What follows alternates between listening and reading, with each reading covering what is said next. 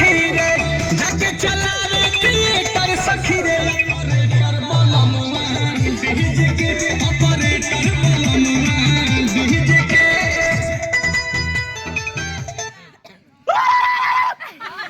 क्या करी दमाग वही तरह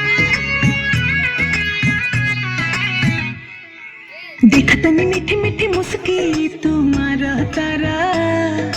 टुक टुक ऐसे काहे निहार तारा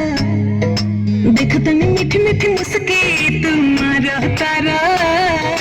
टुक टुक ऐसे काहे निहार तारा कथी चले तो मन में सांवरिया